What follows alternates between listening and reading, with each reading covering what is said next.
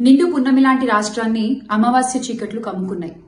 ఆడపిల్లలు అర్ధరాత్రి స్వేచ్ఛగా బయటకు తిరిగే ఈ దేశంలో ఒక్క ఆంధ్రప్రదేశ్ మాత్రం ఎటుపోతోంది. రామరాజ్యాన్ని రావణ కాష్టంగా మార్చినటువంటి ఈ కూటమి పాలనలో మతి స్థిమితం లేని అభాగ్యురాలపై అత్యాచారం, లేడీస్ హాస్టల్లో రహస్య కెమెరాలు, పసిపిల్లలు చనిపోతున్నా పట్టించుకొని వైనం, ఓట్ల కోసం గ్యారంటీలతో ప్రజల్ని బురుడి కొట్టించి అధికారంలోకి వచ్చిన ఈ కూటమి పాలనలో పసిబిడ్డలు సైతం జంకుతున్నారు. బాబొస్తే అదొస్తుంది, బాబొస్తే ఇదొస్తుంది, ఉచిత సలహాలు, ఉచిత బస్సులు ఇవేవి మాకు అక్కర్లా, మాకు మా ఆడపిల్లల మాన ప్రాణాలే ముఖ్యం. మీ సొంత జిల్లాలో ఇంత జరిగితే, ఇంత ఘోరం జరిగితే, ఒక్క 7 ఏళ్ల పాప చచ్చిపోతే మీకేం అనిపించట్లేదా బాబు గారు? ఆ పాపకు అనిపించట్లేదు అని కంప్లైంట్ ఇచ్చిన అప్పుడే అధికారులు రంగంలోకి దిగి సరిగ్గా పట్టించుకుని ఉంటే ఈ రోజు ఆ పాప చనిపోయేది కాదు, ఆ తల్లి బిడ్డ వేరయ్యేవారు కాదు, ఆ తల్లి కింద కడుపు కొత్త మిగిలేది కాదు. ఆడపిల్లలకి రక్షణ లేకపోవడం అనేది సిగ్గుచేటు. అన్నయ్య అన్నావంటే ఎదురవనా అంటూ ప్రచారాల సమయంలో సినిమా డైలాగులు కొట్టి అధికారంలోకి వచ్చిన ఇప్పటి నాయకులు ఈ అఘాయిత్యంపై, ఈ ఆసిఫియా మరణంపై ఏ కమిటీ వేస్తారో తక్షణమే చెప్పాలి. శ్యామలారెడ్డి అలియాస్ యాంకర్ శ్యామల, ఈమె full time cinema celebrity, part time politician, ఏదో అధికార ప్రతినిధి హోదా ఇచ్చారు కదా అని చెప్పి ఏదో మాట్లాడుతుంటది. ఈ రోజు ఎలాగో పండగల సీజన్ నడుస్తుంది కదా, దసరా కోసమో లేకపోతే బతుకమ్మ కోసమో లేకపోతే ఇంకొక పూజ కోసమో రెడీ అయినట్టుంది. పనిలో పనిగా రెడీ అయినాం కదా అని చెప్పి జగన్ అన్న మెప్పు కోసం 2 నిమిషాలు వీడియో చేసి బయట ఇచ్చేసి వెళ్ళిపోయింది వైఎస్ఆర్సీపీ నాయకులకి, వైఎస్ఆర్సీపీ సోషల్ మీడియాకి. అది తీసుకొచ్చి గొర్రెలు ట్రోల్ చేస్తున్నాయి. నువ్వు మాట్లాడే ముందు వాస్తవ పరిస్థితులు తెలుసుకొని మాట్లాడాలి శ్యామల. నెక్స్ట్ టైం నుంచి గుర్తుపెట్టుకో. ఈ రోజు పుంగనూరులో జరిగిన సంఘటన ఖచ్చితంగా దురదృష్టకరం. పుంగనూరులో ఒక బాలిక చనిపోవడం అనేది నిజంగానే చాలా బాధాకరం, కాదని చెప్పలేదు. కాకపోతే అక్కడ జరిగిన సంఘటనలు గత 3 రోజుల నుంచి తెలుగుదేశం పార్టీ కూటమి ప్రభుత్వం చేస్తున్న రెస్క్యూ ఆపరేషన్స్ నీకు తెలియవు. అక్కడ ఈ రోజు బాలికని కాపాడలేకపోయినాం, కాదని చెప్పలేదు. కాకపోతే ఆ బాలిక ఎలా జరిగింది, దానిలో అది జరగడానికి కారకులైన ప్రతి ఒక్కడికి శిక్ష పడేలాగా ఖచ్చితంగా కూటమి ప్రభుత్వం పనిచేస్తుంది. అది గుర్తుపెట్టుకోండి. నువ్వు ఈ రోజు వచ్చి ఏదో పున్నమి వెలుగులు పోయి అమావాస్య చీకట్లు వచ్చినాయి, రాష్ట్రం రావని కాస్త అవుతుంది, లేకపోతే చంద్రబాబు నాయుడు గారి ప్రభుత్వంలో మహిళల మీద దాడులు ఎక్కువైనాయని చెప్పి మాట్లాడుతున్నావు కదా.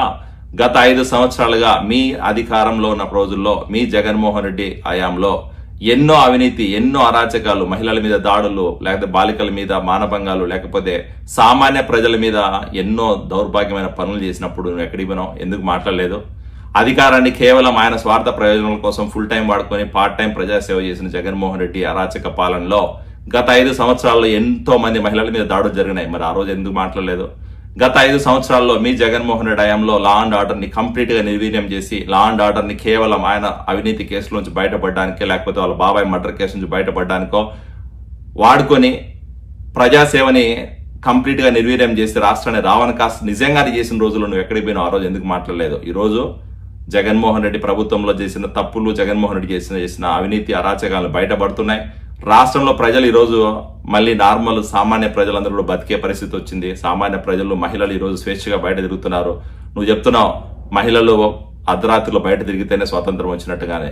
గత 5 సంవత్సరాల రాష్ట్రంలో చీకటి రోజులు ఉన్నాయి. గత 5 సంవత్సరాల రాష్ట్రం స్వాతంత్రం లేక, ప్రజలకు స్వేచ్ఛ లేక బయటకు వచ్చి మాట్లాడలేని పరిస్థితి. ఈ రోజు స్వేచ్ఛగా బయటకు వస్తున్నారు, మహిళలు బయట తిరుగుతున్నారు.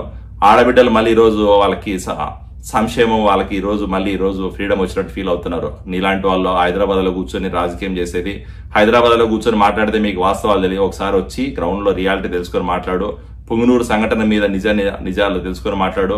తెలియకపోతే తెలుసుకో, కానీ ఎవడో స్క్రిప్ట్ ఇస్తే ఆ స్క్రిప్ట్ చదివేసేసి 2 నిమిషాలు వీడియో చేసి వెళ్ళిపోతే నీ మీద, లేకపోతే నువ్వు మాట్లాడే మాటల మీద ఎవడు నమ్మే పరిస్థితి ఉండదు. ఖచ్చితంగా రాబోయే రోజుల్లో నీకు వాస్తవాలు తెలుస్తాయి, నువ్వు చేసిన తప్పిదాలు తెలుస్తాయి. నువ్వు కూడా ఏదో రోజు అలాంటి పరిస్థితిలో మా వైఎస్ఆర్సీపీ నాయకులు మెప్పు కోసం చేస్తున్నావు కదా, ఏదో రోజు నీకు కూడా అందరూ గుణపాఠం చెప్తారు. గుర్తుపెట్టుకో. శ్యామలారెడ్డి అలియాస్ యాంకర్ శ్యామల మరుగుతుంది బాగాని, బాగా డాబర్ మ్యాన్ కన్నా బాగా బిగ్ బుల్ అని ఉంటుంది కుక్క, తెలుసా?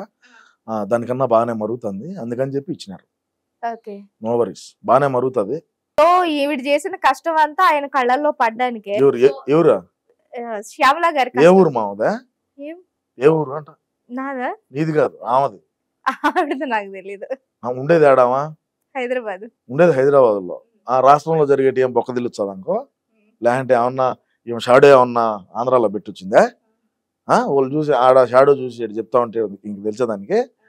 ఒక్కరు కూడా రాష్ట్రంలో ఏ విధంగా జరుగుతుంది, రాష్ట్రంలో పాలన ఏ విధంగా ఉన్నది, రాష్ట్రంలో ప్రజలు ఏ విధంగా ఉన్నారని చూసిన పాపాను బారు. గొట్టాలు ఎత్తుకోవచ్చు, మైకులు ఎత్తుకోవచ్చు, ముందు పక్క పెడితే ఓమని గెజ్జలు ఎగురుతా మాట్లాడతారు. అంతకు మించి తప్ప ఏముండదు. ఈ శ్యామల యాంకర్ శ్యామల కన్నా ఆంధ్ర రాష్ట్రంలోకి రాంటామంటే 2 సీట్లు అన్నా వచ్చు మాకు. వంగాగీత గెలుచాదు, వంగాగీత గెలుచాదు, వంగాగీత గెలుచాదు అని వంగాగీత నాకు ఇచ్చింది నేల. ఉండే టెంకాయ చెట్లు అన్ని అమ్ముకొని ఇక్కడ డబ్బులు పంచింది పిఠాపురంలో. ఎవరు? వంగాగీత. ఈరోజు వంగాగీతకి ఛార్జీలకి డబ్బులు లేవు. ఎవడు మా అన్న రూపాయి ఇచ్చాడా? శ్రీవారి ఉండిలో వేసింది మళ్ళీ వెనక్కి తీసుకుంటావు నువ్వు. మా అన్నది కూడా అంతే పరిస్థితి. వన్స్ ఇయటమే కానీ ఆయన ఎక్కడి నుంచి తిరిగి ఇయటమే ఉండదు. ఆ యాంకర్ శ్యామలాకి ఏదో ఫ్లాట్ ఒకటి ఇచ్చినారు, ఏదో ఒక మంచి విల్లా ఒకటి ఇచ్చినారు. వాళ్ళ మొగుడిది ఏదో ల్యాండ్ సెటిల్మెంట్, ఇంకోటి ఏదో డబ్బులది ఏదో సెటిల్మెంట్ ఉంటే ఏదో క్లియర్ చేశారని చెప్పి నీ ఇష్టానుసారంగా నువ్వు మాట్లాడుతూ ఉంటే ఎవడేడ చేతులు కట్టుకొని ఎవరు కూర్చోరు. ప్రజాస్వామ్యంలో ఉన్నావు అనేది ఎవరు గుర్తు పెట్టుకొని మాట్లాడాలా. సో ఇందాక మీరు అన్నట్టు కుక్కకు బిస్కెట్లు వేసినట్టు ఒకటి ఇచ్చి మొరగమని వదిలేదు అంతే. ఇంకేం దాంట్లో దానికి ఏమి జీతబత్తాలు ఏమన్నా ఇచ్చారనే ఇలా ఎలక్షన్ టైంలో నాకుతా 5 ఏళ్ళు మరగాల్సిందే ఇంకా.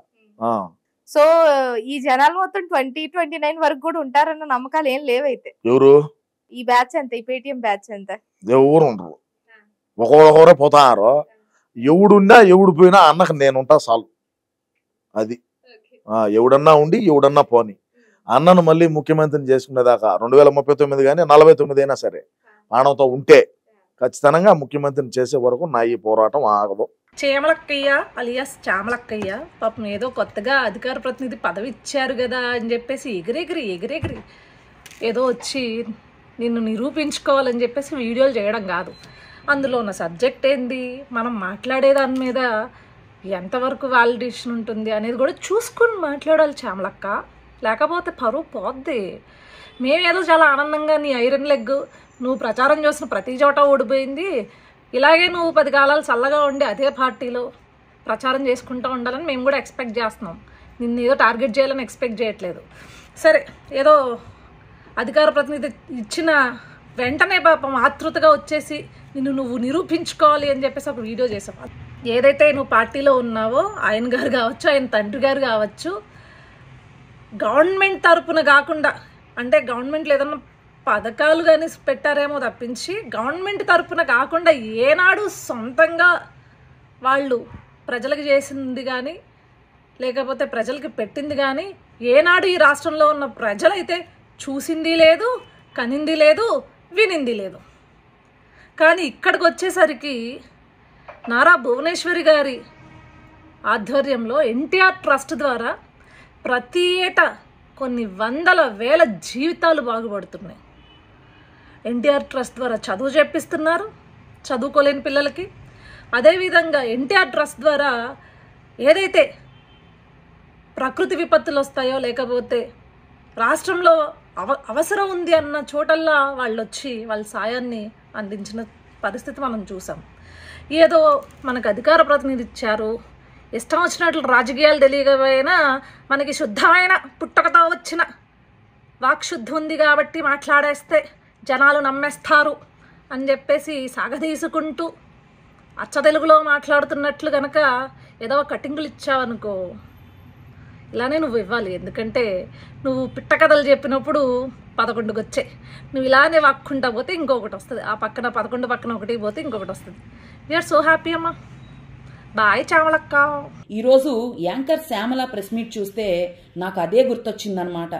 ఒక్క ప్రశ్న అడుగుతున్నా శ్యామల, నిన్ను 2004లో అప్పుల్లో ఉన్న జగన్మోహన్ రెడ్డి 2009లో వచ్చేసరికి 87 కోట్లు అడ్వాన్స్ ట్యాక్స్ ఎలా పే చేశారు? దాని గురించి నీకేమన్నా తెలుసా? పోనీ నీ పార్టీ నాయకులకు ఎవరైనా తెలుసా? అంటే ఏదేదో ప్రజాసేవ గురించి, ప్రజల గురించి, వాళ్ళకి సేవ చేసేస్తున్నాము, న్యాయం జరిగిపోతుంది, మేము తప్ప ఎవరూ ప్రజల్ని ఉద్ధరించలేదు అని మాట్లాడే మీకు ప్రజలు ఏదైతే తీర్పిచ్చారో మీకు ఇంకా అర్థం రావట్లేదా? ఇంకా బుద్ధి రావట్లేదా? ప్రతి సంవత్సరం చంద్రబాబు నాయుడు గారు కానీ వాళ్ళ కుటుంబం కానీ ప్రతి ఒక్కళ్ళు వాళ్ళ ఆస్తి లెక్కలన్నీ, వాళ్ళ బంగారం లెక్కలన్నీ చెప్పుకుంటూ ప్రెస్ మీట్ పెడతా ఉంటారు. ఏ రోజైనా ఈ జీవితంలో, ఈ జన్మకి జగన్మోహన్ రెడ్డి అటువంటి ప్రెస్ మీట్ ఏదైనా పెట్టగలడా? దానికి మీరు సమాధానం చెప్పండి. ఫస్ట్ ఎన్టీఆర్ ట్రస్ట్ పెట్టి ఎంతోమందికి సేవా కార్యక్రమాలు చేస్తున్నారు ఎన్టీఆర్ కుటుంబం, మన భువనేశ్వరి గారు కానీ మిగిలిన కుటుంబ సభ్యులు కానీ.